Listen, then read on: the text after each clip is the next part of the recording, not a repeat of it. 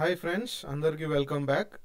ఇప్పుడు మనం ఇవాళ చూడబోయే టాపిక్ ఏంటంటే 6th chapter understanding the criminal justice system. Criminal justice system అంటే నేర న్యాయ వ్యవస్థ అని అనమాట. నేర న్యాయ వ్యవస్థ మన దేశంలో ఎలా పనిచేస్తుంది, ఆ తర్వాత అందులో కూడా మనిషి హక్కులు ఎలాగా ప్రొటెక్ట్ చేయబడతాయి అనేది మనం కొంచెం డీటెయిల్గా చూద్దాము. దానికంటే ముందు ఈ వీడియోస్ చూసి ఎవరైనా సబ్స్క్రైబ్ చేసుకోని వాళ్ళు ఉంటే సబ్స్క్రైబ్ చేసుకోండి. సో ఎన్సీఆర్టీని తెలుగులో కంప్లీట్ కంటెంట్ ఇస్తున్నాము. సో మీకు బెనిఫిట్ అవుతుంది అని అనిపిస్తే మీ ఫ్రెండ్స్తో కూడా షేర్ చేసుకోండి. సో స్ట్రైట్ అవే మనం టాపిక్లోకి వెళ్దాం. టాపిక్లోకి వెళ్ళినప్పుడు ఇప్పుడు ఏమవుతుందంటే, సపోజ్ మనం రియల్ లైఫ్లో కానీ మూవీస్లో కానీ ఎక్కడైనా చూసినప్పుడు ఏదైనా తప్పు జరిగింది, సపోజ్ దొంగతనం జరిగింది అనుకోండి. ఏదైనా దొంగతనం జరిగింది అని అనిపిస్తే మనం వెంటనే వెళ్ళి పోలీసులకి కంప్లైంట్ చేస్తాం. పోలీసులు కంప్లైంట్ చేసిన తర్వాత పోలీసులు వచ్చి ఇనిషియల్గా కేసు ఫైల్ చేసి ఎవిడెన్సెస్ అన్నీ తీసుకొని దర్యాప్తు చేసి ఎవరిని అరెస్ట్ చేయాలి, దొరికితే అరెస్ట్ చేస్తారు. సో ఇది ప్రొసీజర్ అనమాట. సో ఇది ఈ విధంగా ఉండగా ఒకటి విషయం ఇక్కడ మీరు బాగా గుర్తుపెట్టుకోవాల్సింది ఏంటంటే, ఒక పర్సన్ అంటే ఒక వ్యక్తి అరెస్ట్ చేసిన వెంటనే అతడు ముద్దాయి కాదు, అతని మీద ఒట్టి నింద మోపబడింది, అంతేగాని ముద్దాయి కాదు. అందుకే అక్యూజ్డ్ అంటాం అనమాట. ముద్దాయి అని ఎప్పుడు తెలుస్తుంది అంటే నేరం రుజువైన తర్వాత ముద్దాయి అని తెలుస్తుంది అనమాట. సో కాన్స్టిట్యూషన్ ఏం ప్రొవైడ్ చేస్తుంది అంటే, అకార్డింగ్ టు ద కాన్స్టిట్యూషన్, రాజ్యాంగం ప్రకారము ఎవ్రీ ఇండివిజువల్, ప్రతి ఒక్క మనిషి ఎవరి మీద అయితే నింద మోపబడిందో వాళ్ళకి ఫెయిర్ ట్రయల్ అంటే నిష్పక్షపాత విచారణ కలుగజేయాల్సిన బాధ్యత ప్రతి గవర్నమెంట్కి ఉంది, ప్రతి ప్రభుత్వంకి ఉంది అన్నమాట. సో ఈ విధంగా పనిచేస్తుంది నేర న్యాయ వ్యవస్థ. ఫెయిర్ ట్రయల్ అంటే ఏంటి, తర్వాత అసలు ఈ ప్రొసీజర్ ఎట్లా స్టార్ట్ అవుతుంది, ఫెయిర్ ట్రయల్ అనే ప్రాసెస్ ఎట్లుంటుంది అనేది మనం కింద ఒక కథలాగా చెప్పుకుందాం అనమాట. ఓకే, సో ఈ కథలో మీకు ఫస్ట్ ఇంట్రడక్షన్లో 4 పాత్రలు ఇంట్రడ్యూస్ చేస్తా. వాళ్ళు ఎవరెవరు అంటే, ఒకటి మిస్టర్ షిండే, ఆ తర్వాత షిండే భార్య, వాళ్ళ ఇంట్లో పనిచేసే ఆమె శాంతి వాళ్ళ బ్రదర్ అన్న. సో ఈ 4 క్యారెక్టర్స్ ఉంటాయి ఫస్ట్ సీన్లో. సో ఇందులో చూసినట్టయితే ముంబైలో ఒక అపార్ట్మెంట్లో షిండే ఆయన వైఫ్ నివసిస్తున్నారనమాట. సో ఏమవుతుందంటే, సడన్గా ఇక్కడ పెళ్ళికో బయటికి వెళ్ళాలన్నప్పుడు ఆమె మిసెస్ షిండే భార్య ఇది నగల కోసం వెతుక్కుంటుంది. నగలు వేసుకోవడానికి వెతుక్కుంటున్నప్పుడు ఏమవుతుందంటే, నగలు వెతికేటప్పటికి ఆమె గోల్డ్ చైన్ కనిపించదు, బంగారు చైన్ కనిపించదు అనమాట. కనిపించకపోయేటప్పటికి ఇంకా వెంటనే అనుమానం స్టార్ట్ అయ్యి బాధపడుతూ ఉంటుంది. సో బాధపడడం స్టార్ట్ అయిన తర్వాత ఇంకా వెంటనే ఎవరు దొంగతనం చేసి ఉంటారు, వెంటనే దొంగతనం అయి ఉంటుందని ఆమెకి అనిపించేసి ఎవరు దొంగతనం చేసి ఉంటారని ఆలోచిస్తే ఆమెకు ఫస్ట్ మైండ్కి తట్టింది ఎవరంటే శాంతియే దొంగతనం చేసింది అని ఆమె డిసైడ్ అయిపోద్ది అనమాట. ఆ విషయం తీసుకెళ్ళి షిండే గారికి చెప్తుంది. సో ఆ తర్వాత ఏం జరుగుతుంది అనేది చూద్దాం ఇప్పుడు. సో ఆమెకి అనుమానం వచ్చిన తర్వాత ఇంకా స్ట్రైట్ అవే ఆమె దగ్గరికి వెళ్తుంది. ఎవరి దగ్గరికి, శాంతి దగ్గరికి వెళ్ళి ఇంకా నిలదీస్తుంది అనమాట. నువ్వే కదా దొంగతనం చేసింది, దొంగతనాలు కూడా స్టార్ట్ చేసావా, అది ఇది అని ఇంకా ఆమె మీద నింద మోపడం స్టార్ట్ చేస్తుంది అనమాట. ఇంకా వెంటనే వెళ్ళి ఆమె పెట్టెలో, అదే సమయంలో ఆమె పెట్టెలో చూస్తే ఆమె పెట్టెలో ఆల్రెడీ ఒక కవర్లో 10,000 రూపాయలు ఉంటాయి అన్నమాట. ఇంకా ఉండేటప్పటికి ఆమె అనుమానం ఇంకా బలపడిపోయేటప్పటికి అప్పుడు ఇంకా ఇట్లా కాదని చెప్పి మెల్లగా పోలీస్ స్టేషన్కి వెళ్ళి పోలీస్ కేసు ఇద్దాము అది ఇదని అంటది. శాంతి ఏమో ఒప్పుకోదు, నేను కాదు అని అంటది. అదేవిధంగా ఆమె ఏం చెప్తుందంటే, ఈ 10,000 రూపాయలు నేను ప్రతి నెల మీరు ఇచ్చిన జీతంలో సేవ్ చేసుకుంటూ వస్తున్నాను.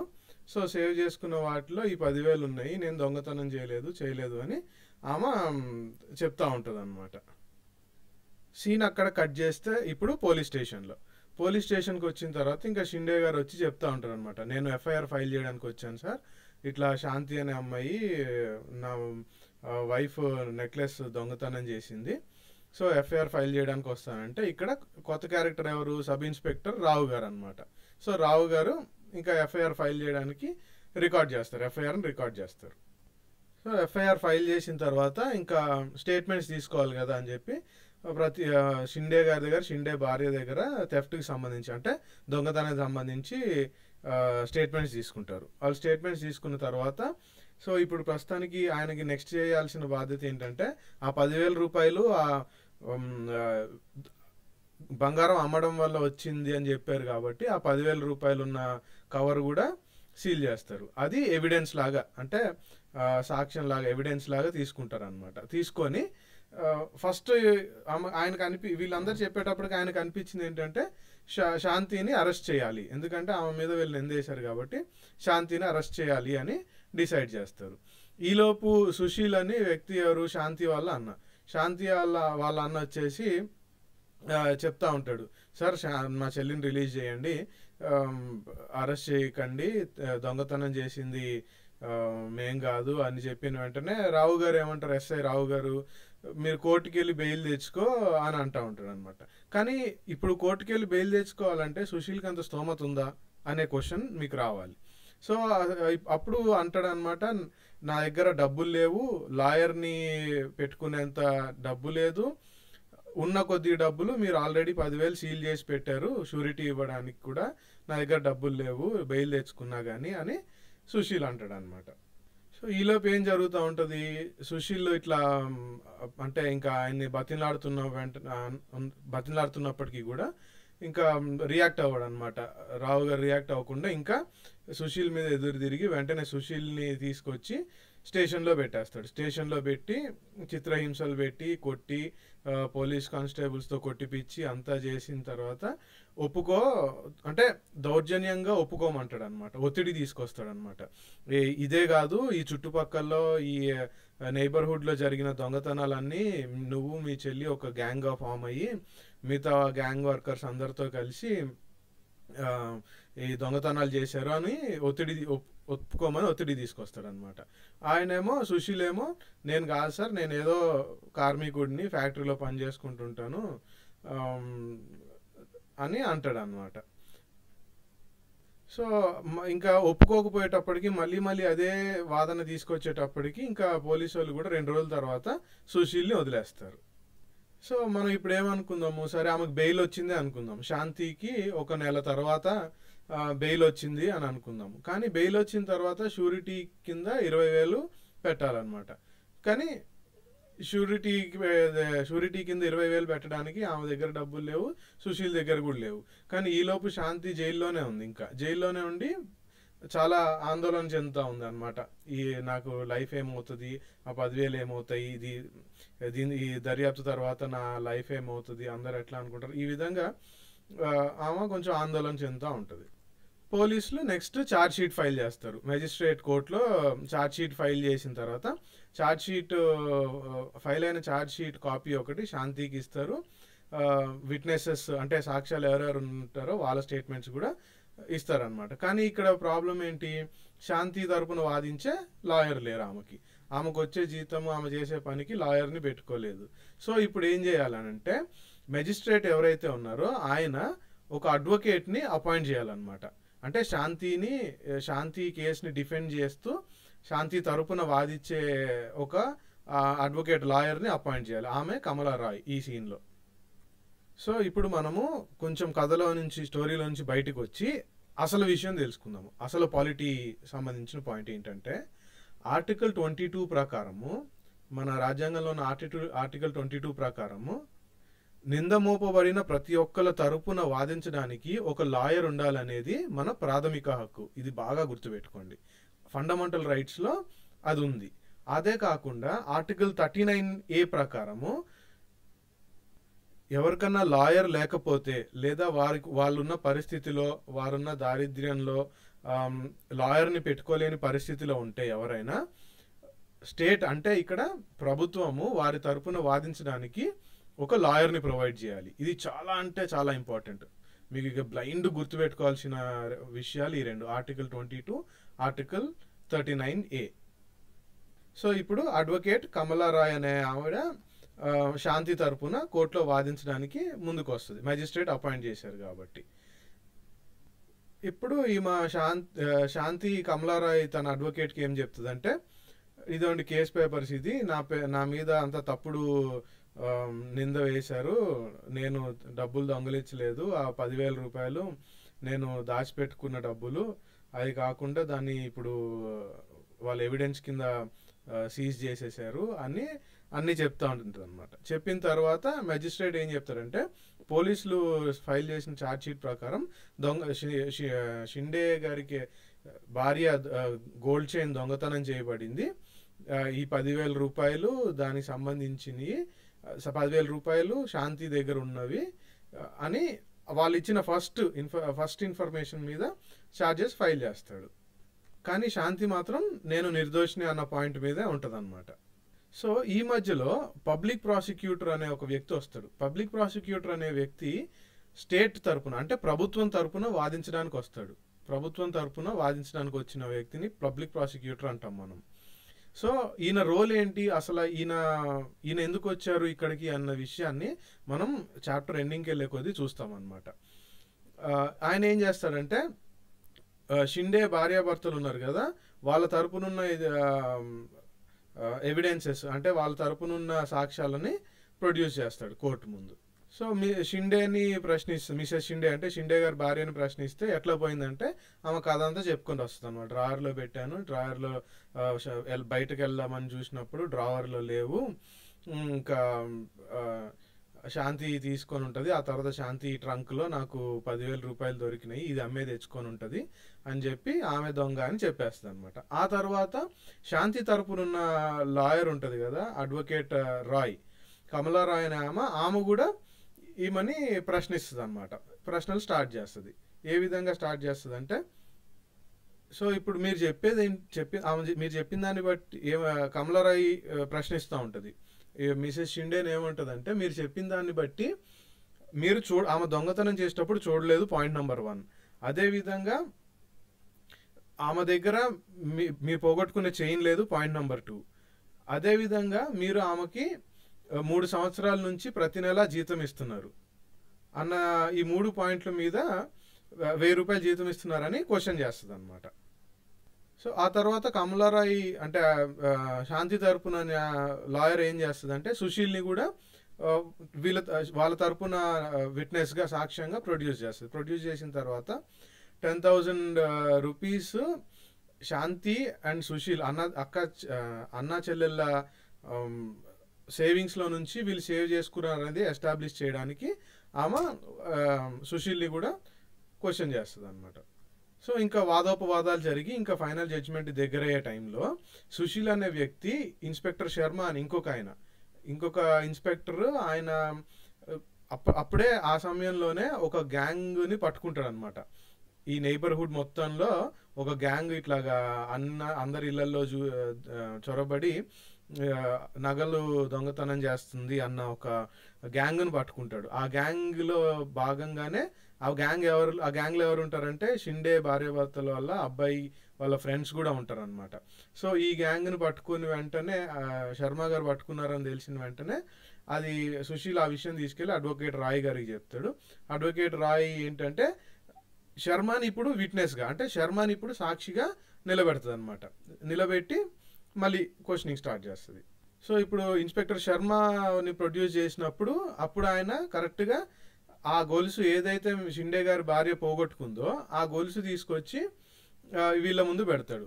ఆ గొలుసు ఎక్కడిది అని అంటే, ఆయన ఇప్పుడు రీసెంట్గా ఒక గ్యాంగ్ని పట్టుకున్నారు కదా, వాళ్ళ దగ్గర ఉంది అనేది ప్రొడ్యూస్ చేస్తాడు అనమాట. సో ప్రొడ్యూస్ చేసిన తర్వాత అప్పుడు ఒక జడ్జి ఒక కంక్లూజన్కి వస్తాడు.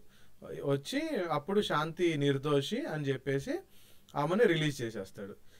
ఆమెను రిలీజ్ చేయడమే కాకుండా ఆమె 10,000 రూపాయలు ఏవైతే పోలీస్ కస్టడీలో ఉన్నారో అవన్నీ శాంతికి తిరిగి ఇచ్చేసి, ఆ పైన రావు అని ఎవరైతే ఎస్ఐ రావు గారు ఫస్ట్ ఎవరైతే కేసు వేసాడో ఆయన ఇన్వెస్టిగేషన్ సరిగ్గా చేయలేదని చెప్పి ఆయన్ని కొంచెం తిడతాడు అనమాట. సో ఇది ఇప్పటిదాకా జరిగిన కథ కాబట్టి, సో ఇందులో పోలీస్ యొక్క రోల్ ఏంటి, public prosecutor, defence lawyer, judge. Police ఎవరంటే రావు గారు, ఇన్స్పెక్టర్ శర్మ తర్వాత వచ్చాడు. పబ్లిక్ ప్రాసిక్యూటర్ ఏంటంటే గవర్నమెంట్ తరపున వాదించే ఒక లాయర్ అన్నమాట. ఆ తర్వాత డిఫెన్స్ లాయర్ ఎవరైతే ఉన్నారంటే శాంతి తరపున వాదించే lawyer, defence lawyer, judge. So వీళ్ళ రోల్స్ ఎంత ఇంపార్టెంట్ అనేది మనం చూద్దాం. సరే, పోలీసుల రోల్ ఏంటి? పోలీసులు ఒక క్రైమ్ని ఎలా ఇన్వెస్టిగేట్ చేస్తారంటే ఫస్ట్ స్టేట్మెంట్స్ రికార్డ్ చేసుకుంటారు ఇన్వాల్వ్ అయిన వాళ్ళందరి. ఆ తర్వాత విట్నెసెస్, సాక్ష్యాలను తీసుకొస్తారు. ఎవిడెన్సెస్ని బట్టి, ఆ సాక్ష్యాలని బట్టి అందరినీ క్వశ్చన్ చేసి ఉన్న మెటీరియల్ ఎవిడెన్స్, ఇండివిజువల్ ఎవిడెన్సెస్ తీసుకొని కోర్టు ముందు ఛార్జ్ షీట్ ఫైల్ చేస్తారనమాట. మళ్ళీ మీకు చెప్తున్న విషయం ఏంటంటే ఒక మనిషి నిర్దోష కాదా లేకపోతే ముద్దాయా కాదా అనేది డిసైడ్ చేసేది పోలీసులు, పోలీస్ స్టేషన్ ఛార్జ్ షీట్ కాదు. పోలీస్ స్టేషన్ ఛార్జ్ షీట్ని బట్టి ఒక వ్యక్తి నిర్దోష ముద్దాయా అన్నది డిసైడ్ చేసేది జడ్జి అనమాట కోర్టులో. సో ఇక్కడ మీరు గమనించినట్టయితే చాలా క్లోజ్గా రూల్ ఆఫ్ లా అనేది ఒకటి ఉందని మనం యూనిట్ 2లో చూసుకున్నాం. రూల్ ఆఫ్ లా ఎంత ఇంపార్టెంట్ అంటే ఇప్పుడు రూల్ ఆఫ్ లా ప్రకారము పోలీసులు కూడా లా కిందనే పనిచేయాలి. లా ప్రకారమే పోలీసులు ఇన్వెస్టిగేషన్ నడిపియాలి. లా ప్రకారమే పోలీసులు ఎవరైనా అరెస్ట్ చేసినా, క్వశ్చన్ చేసినా ఏదైనా లా ప్రకారమే చేయాలన్నమాట. So everyone is subject to the law of the land. మన లా ఆఫ్ ది ల్యాండ్ అంటే మన కంట్రీ యొక్క చట్టం ఏదైతే ఉందో చట్టానికి అనుకూలంగా పనిచేయాలి అనేది మనకి ఉంది. ఎవరి మానవ హక్కులు కూడా ఉల్లంఘించకూడదు. పోలీసులు ఇష్టం వచ్చినట్టు తీసుకెళ్ళి వాళ్ళని టార్చర్ చేసి, డిటైన్ చేసేసి, ఇంట్రాగేషన్లో వైలెంట్ టెక్నిక్స్ అంటే హింసించే టెక్నిక్స్ వాడకుండా ఉండడానికి సుప్రీంకోర్టు చాలా గైడ్ లైన్స్ కూడా ఇచ్చిందనమాట. సో ఇన్వెస్టిగేషన్ ప్రాసెస్లో పోలీసులు ఒకరిని టార్చర్ చేయకూడదు, కొట్టకూడదు, షూట్ చేయకూడదు, కాల్ చేయకూడదు అనమాట. అది ఎంత పెద్ద అఫెన్స్ అయినా కానీ, ఎంత చిన్న అఫెన్స్ అయినా కానీ ఒక ప్రొసీజర్ ఉంటుంది. ముద్దాయిని లేదా నిందితుడిని, నింద వేయబడిన వాడిని ట్రీట్ చేసే ప్రొసీజర్ ఉంది. దాని ప్రకారమే పనిచేయాలి. సో ఆర్టికల్ 22 ప్రకారం ఇందాక నేను మీకు ఒక విషయం చెప్పా కదా, మోస్ట్ ఇంపార్టెంట్ విషయం ఏంటంటే ప్రాథమిక హక్కు ఏంటంటే ఎవరన్నా లాయర్ని అఫోర్డ్ చేయలేకపోతే ప్రతి ఒక్క నిందమోపబడిన వ్యక్తికి ఒక లాయర్ని గవర్నమెంట్ ప్రొవైడ్ చేయాలనేది ఆర్టికల్ 22 అండ్ 39A తెలుసుకున్నాము. అవి కాకుండా ఇంకా ఈ ఐదు విషయాలు కూడా చాలా ఇంపార్టెంట్. ఇది ఇంపార్టెంటా కాదా ఎందుకన్నానంటే ఇప్పుడు సపోజ్ ఆర్టికల్ 22ని బట్టి క్వశ్చన్ అడిగినప్పుడు ఇందులో ఏదైనా అడగవచ్చు, స్టేట్మెంట్స్ లాగా ఇచ్చేసి, ఏబి స్టేట్మెంట్స్ లాగా ఇచ్చేసి. సో ఇవి తెలుసుకోవాలన్నమాట మీరు. ఏంటంటే ఒకళ్ళని అరెస్ట్ చేసేటప్పుడు ఏ అఫెన్స్ని బట్టి అంటే ఏ క్రైమ్ని బట్టి వాళ్ళని అరెస్ట్ చేస్తున్నారో వాళ్ళకి చెప్పాలి పోలీసులు అరెస్ట్ చేయడానికి వెళ్ళినప్పుడు. ఆ తర్వాత వాళ్ళని అరెస్ట్ చేసిన 24 గంటల లోపల దగ్గరలో ఉన్న మ్యాజిస్ట్రేట్లో ప్రొడ్యూస్ చేయాలన్నమాట. 24 hours లోపల ట్రావెల్ టైం తీసేసి వేరే చోట అరెస్ట్ చేస్తే ట్రావెల్ టైం తీసేసి 24 hours లోపల వాళ్ళని మ్యాజిస్ట్రేట్ ముందు ప్రొడ్యూస్ చేయాలి. ఆ తర్వాత వాళ్ళని కస్టడీలో తీసుకునేటప్పుడు వాళ్ళని సరిగ్గా ట్రీట్ చేయాలి. అంటే ఇష్టం వచ్చినట్టు కొట్టడం కానీ, టార్చర్ చేయడం కానీ ఇవేవి చేయకూడదు అనమాట. సో పోలీస్ కస్టడీలో ఉన్నప్పుడు ఎవరన్నా కన్ఫెస్ చేశారనుకోండి, ఎవరన్నా ఏదైనా ఒప్పుకోవడానికి ట్రై చేసినా లేదా ఏదైనా ఒప్పుకున్నా కానీ వాళ్ళు అది ఎవిడెన్స్ కిందకి రాదు, దాన్ని సాక్ష్యం కింద ప్రొడ్యూస్ చేయలేరు అనమాట. ఇంకోటి ఏంటంటే 15 సంవత్సరాల కంటే తక్కువ ఉన్న అబ్బాయిలు, అదేవిధంగా ఏ ఏజ్లో ఉన్నా కానీ ఉమెన్ని వాళ్ళని పోలీస్ స్టేషన్కి పిలిచి క్వశ్చన్ చేయడానికి లేదనమాట. ఈ రైట్స్ మనకి కాన్స్టిట్యూషన్ ప్రొవైడ్ చేస్తుంది. సో కాన్స్టిట్యూషన్ ప్రొవైడ్ చేసే రైట్స్కి కొంచెం అడిషనల్గా సుప్రీంకోర్టు ఇంకొన్ని గైడ్ లైన్స్, డైరెక్షన్స్ ఇచ్చింది అనమాట. అవన్నీ ఇక్కడ ఉన్నాయి, చదువుకోండి. ఒకవేళ మీరు ఎవరైనా అరెస్ట్ చేయబడితే వాళ్ళ క్లోజ్ రిలేటివ్స్కి కానీ, ఫ్రెండ్స్కి కానీ ఇన్ఫార్మ్ చేసుకునే టైం ఇస్తుంది. సో ఇట్లాంటివి అనమాట. ఇట్లాంటి guidelines DK Basu guidelines అంటారు. టకామాని డీకే బసు గైడ్ లైన్స్ దేని గురించి అని కూడా క్వశ్చన్ అడగవచ్చు. సో మనం దేనికైనా రెడీగా ఉండాలి. సో పబ్లిక్ ప్రాసిక్యూటర్ యొక్క రోల్ ఏంటి, ఆయన పాత్ర ఏంటి అనేది మనం చెప్తా ఉన్నా కదా. సో ఇక్కడ చూడండి, ఇక్కడ క్రిమినల్ అఫెన్స్ జరిగింది మిస్టర్ షిండే గారి భార్య వాళ్ళ ఇంట్లో. ఇక్కడ ఎఫెక్ట్ అయ్యే రెండు ఏంటంటే దొంగతనం చేయబడింది షిండే గారి ప్రాపర్టీ కాబట్టి ఆయన కేసు వేసాడు ఆయన తరపున. అదేవిధంగా సమాజం దృష్టిలో పెట్టుకుంటే సమాజానికి అగెయిన్స్ట్గా దొంగతనం అనేది ఒక క్రైమ్. సో సమాజం తరపున, అంటే సమాజం అంటే ప్రజల తరపున వాదించేది ఎవరున్నారంటే ఆయన పబ్లిక్ ప్రాసిక్యూటర్ అనమాట. సో ఇక్కడ దొంగతనం అనేది షిండే గారి ఇంట్లో జరిగింది కాబట్టి ఆయన కేసు వేసాడు. దొంగతనం అనే నేరము సమాజానికి వ్యతిరేకమైనది కాబట్టి పబ్లిక్ ప్రాసిక్యూటర్ కూడా వాదించాడు అనమాట. ఈ ఈ డిఫరెన్స్ మీరు కొంచెం క్లారిటీగా వినండి. ఇంతకుముందు చాప్టర్లో లక్ష్మణ్ కుమార్ అనే వ్యక్తిది ఒక ఆయన డొమెస్టిక్ వైలెన్స్ కేసులో ఆయనకు శిక్ష వేశారన్న కదా. ఆ శిక్ష వేసినప్పుడు ఆ కేసు పేరు ఏంటంటే state versus Lakshman Kumar and others. అంటే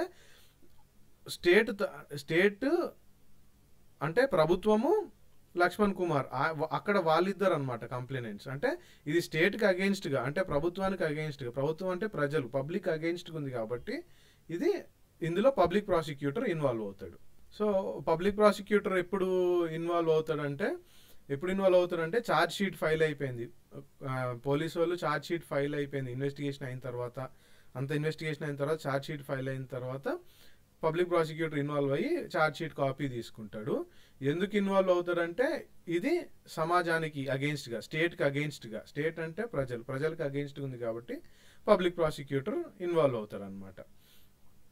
పబ్లిక్ ప్రాసిక్యూటర్ రోల్ ఏంటంటే ఇంపార్షియల్గా, అంటే నిష్పక్షపాతంగా ప్రతి ఒక్క వాస్తవాన్ని, ప్రతి ఒక్క సాక్షిని, ప్రతి ఒక్క ఎవిడెన్స్ని కన్సిడర్ చేసి నిష్పక్షపాతంగా వాదించాలి. సో జడ్జ్ రోల్ ఏంటి? జడ్జి అనేవాడు ఒక ఎంపైర్ లాగా అనమాట. ఎంపైర్ ఎట్లా డెసిషన్స్ తీసుకుంటాడు? నిష్పక్షపాతంగా తీసుకుంటాడు అనమాట.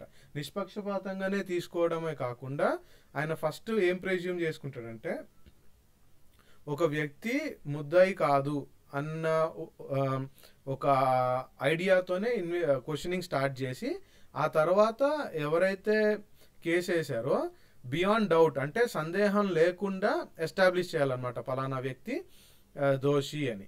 సో ఆ స్టేజ్ దాకా జడ్జి తీసుకెళ్ళినప్పుడు ఆ స్టేజ్ దాకా జడ్జిని లా ప్రకారంగా డెసిషన్ తీసుకునేలాగా హెల్ప్ చేయాలి ఎవరు? ఈ లాయర్లు అందరూ అనమాట. సో దాన్ని బట్టి లాకి సరిపడా ఫైన్ వేయాలంటే ఫైన్ వేస్తాడు, జైలుకి పంపించాలంటే జైలుకి పంపిస్తారు. సో ఒక రూల్ ఆఫ్ లా ప్రకారం నడుస్తుంది అనమాట. సో అది జడ్జి యొక్క role. What is fair trial? Fair trial అంటే నిష్పక్షపాత విచారణ. నిష్పక్షపాత విచారణ అనేది మనం ఎట్లా అర్థం చేసుకుందామంటే చెప్తా వినండి, కొంచెం రివర్స్లో అర్థం చేసుకుందాం. సపోజ్ ఏమర్థం చేసుకుందామంటే సపోజ్ ఇప్పుడు శాంతికి అవసరమైనప్పుడు లాయర్ని ప్రొవైడ్ చేయలేదు అనుకోండి. అదేవిధంగా ఫస్ట్లో సుశీల్ని ఎట్లాగైతే అరెస్ట్ చేయకుండా కేసు ఒప్పుకోమని, అంటే ఆయన చేయని తప్పును ఒప్పుకోమని పోలీస్ స్టేషన్లో పెట్టేశారనుకోండి. అదేవిధంగా శాంతి తరపున వాదించడానికి లాయర్ లేడు అనుకోండి. ఆ తర్వాత శాంతి అసలు ఈ కేసు అంతా జరిగేటప్పుడు శాంతి సుశీల్ అక్కడ లేరు అనుకోండి. సో అప్పుడు శాంతి వాళ్ళ వాదన వినే ఆస్కారం ఉండదు జడ్జికి. సో అప్పుడు ఏమైపోతుంది, మిస్టర్ షిండే, మిసెస్ షిండే, తర్వాత రావు గారు చెప్పిందే కరెక్ట్ అన్నట్టు జడ్జి వాళ్ళ ఒక్క వాదనే వింటాడు కాబట్టి అదే కరెక్ట్ అనుకుంటాడు. సో నింద మోపబడింది శాంతి మీద కాబట్టి తనకి కూడా తన వాదన, తన ఒపీనియన్, తనేం నమ్ముతుంది, తనేం చేసిందో, తన వైపు ఆర్గ్యుమెంట్ కూడా వినాల్సిన బాధ్యత ఉందన్నమాట. సో ఇదంతా ఫెయిర్ ట్రయల్లో భాగం అనమాట. అందుకనే ఫెయిర్ ట్రయల్లో సెవెరల్ ప్రొసీజర్స్ ఫాలో అవ్వాలి, ఆ ప్రొసీజర్స్ ఫాలో అవ్వాలన్నమాట. సో ఇక్కడ మీరు గుర్తుపెట్టుకోవాల్సింది ఏంటంటే ఆర్టికల్ 21 మోస్ట్ ఇంపార్టెంట్ ఆర్టికల్ 21 మీకు పాలిటిక్స్ సంబంధించి ఏ క్వశ్చన్ వచ్చినా, మెయిన్స్లో అయినా కానీ ఏ క్వశ్చన్ వచ్చినా నాకు తెలిసి ఎనీ ఎగ్జామ్ గ్రూప్స్ అయినా కానీ యూపీఎస్సీ అయినా కానీ ఎక్కడో చోట పాలిటీ సొసైటీకి సంబంధించిన విషయంలో ఆర్టికల్ 21ని మీరు కోట్ చేస్తూనే ఉండొచ్చు అనమాట. సో ఆర్టికల్ 21 అంటే రైట్ టు లైఫ్. మన కాన్స్టిట్యూషన్, రాజ్యాంగం మనకి రైట్ టు లైఫ్ అనే ఒక హక్కుని గ్యారంటీ చేస్తుంది. Right to life and Liberty అంటే స్వేచ్ఛ. సో ఈ రైట్ని తీసేసే ఒక హక్కు ఎట్లా, ఈ హక్కుని తీయడానికి కూడా ఒక ప్రొసీజర్ ఉంటుంది, ఒక లీగల్ ప్రొసీజర్ ఉంటుంది. మీకు ఎగ్జాంపుల్, ఈ కేసు అన్నిటికీ ఎగ్జాంపుల్ చెప్పాలంటే నిర్భయ కేసు 2012లో జరిగింది. తర్వాత అందులో ఉన్న నిందితులకి వాళ్ళ వైపు వాదన వినిపించుకోవడానికి అనేక విధంగా ట్రయల్ కోర్టులో జరిగింది, తర్వాత హైకోర్టుకి వెళ్ళింది, తర్వాత సుప్రీంకోర్టుకి వెళ్ళింది, తర్వాత ప్రెసిడెంట్కి వెళ్ళింది, మళ్ళీ రివ్యూ పిటిషన్ చేశారు. సో ఈ ప్రొసీజర్ అంతా ఉండాలన్నమాట. ఈ ప్రొసీజర్ అంతా మనకి కాన్స్టిట్యూషన్ లీగల్గా న్యాయ వ్యవస్థ కూడా ప్రొవైడ్ చేస్తుంది అనమాట.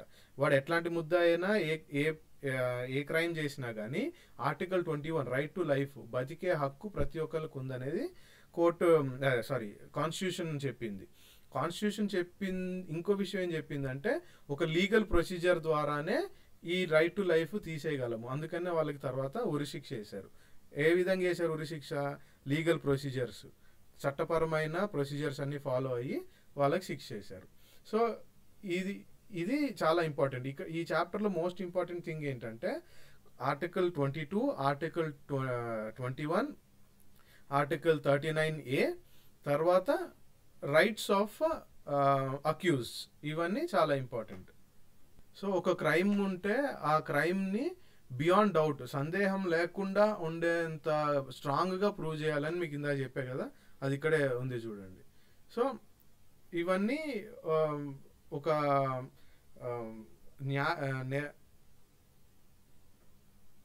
నేర న్యాయ వ్యవస్థలో ఇదంతా ఒక భాగం అనమాట. నేర న్యాయ వ్యవస్థలో మోస్ట్ ఇంపార్టెంట్ ఆర్టికల్స్ ఆర్టికల్ 20, 21, 22 కూడా. సో ఈ ఆర్టికల్స్ని కూడా మీరు చాలా కేర్ఫుల్గా గుర్తుపెట్టుకోవాలని ట్రై చేయండి, ఎవ్రీడే రివైజ్ చేయండి. అన్నిటికంటే మోస్ట్ ఇంపార్టెంట్ ఫెయిర్ ట్రయల్ కూడా మనకి కాన్స్టిట్యూషన్ ప్రొవైడ్ చేస్తుంది అనమాట. సో ఇంతటితో ఇది కంప్లీట్ చేస్తున్నాను. సో మీకు అందరికీ ఒక అనౌన్స్మెంట్ ఏంటంటే ఎవరైనా సబ్స్క్రైబ్ చేసుకోకపోయి ఉంటే ఛానల్ సబ్స్క్రైబ్ చేసుకోండి, కంటిన్యూస్గా వీడియోస్ పెడతా ఉంటాము. ఇంకో విషయం ఏంటంటే ఎక్కడైనా చాప్టర్స్ షార్ట్ వీడియోస్ లాగా అంటే తక్కువ పేజెస్ ఉన్న చాప్టర్స్ ఉంటే ఒక 2 చాప్టర్స్ కంబైన్ చేసి కూడా క్లియర్ పిక్చర్లో ఎక్స్ప్లెయిన్ చేయడానికి ట్రై చేస్తాము. 10th, 11, 12 అవి కూడా చేస్తాము.